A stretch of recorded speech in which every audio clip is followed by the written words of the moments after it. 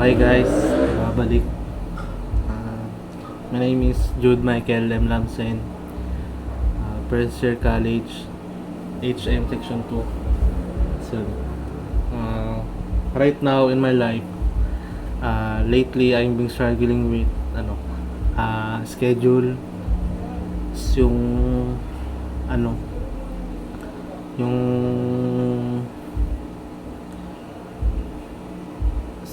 schedule ko sa tulog. Minsan hindi nakakatulog ng maaga. Tas yung struggle ko talaga is schedule talaga. Yun talaga. Tas next, if nothing changes, if I keep living like this in 5 years, my life will look like if nothing changes naman, siguro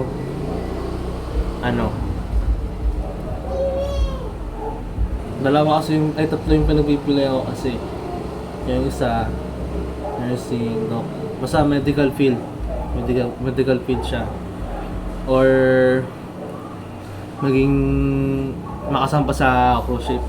Yan talaga yung ko. So kung di man matuloy yung nursing, ay yung sampa ko sa cruise ship, siguro mag-aaral ulit ako ng medical field. Kasi yun talaga yung gusto ko eh. So, kumbaga, itong sa cruise ship ko, pangalawa sa pangarap ko. Second sa pangarap ko. First talaga yung medical field, nursing or doctor. So the life I actually want, yun nga, yung nursing or doctor, or cruise ship. The kind of person I want to become is yung father ko, yung papa ko. Kasi marami siyang kinuwento sa akin about sa barko, sa pagbabarko, cruise ship. Hindi madali kasi homesick eh. Ang una niyang naramdaman kasi homesick. So napakahirap kasi ang daming iniisip ni Papa. Imbis na magtrabaho lang siya, iniisip niya pa kami. So, ang ginawa niya pagpatuloy, yun, inisip niya kami para kami sa financial namin, para maitulong kay Mama, ganyan. So, my commitment, siguro ang commitment ko is I will do my best to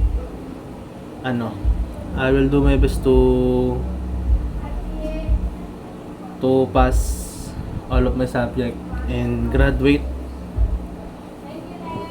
in college.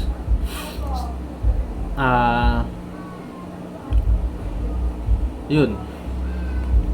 Ang message ko sa future self ko is siguro mayaman na ako nun eh.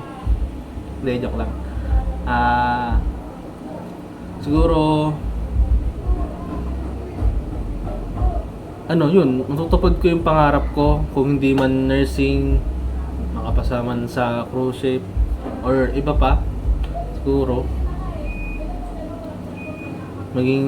siguro try ko makapasok sa mga tournament, mga laro like ML, ganyan. Yun. Proud ba ako sa sarili ko? Siyempre, oo. Sino bang proud, diba? Nakarating ka ng college, nakapag-aral ka ng college, nakatapos ka ng LM, high school, diba?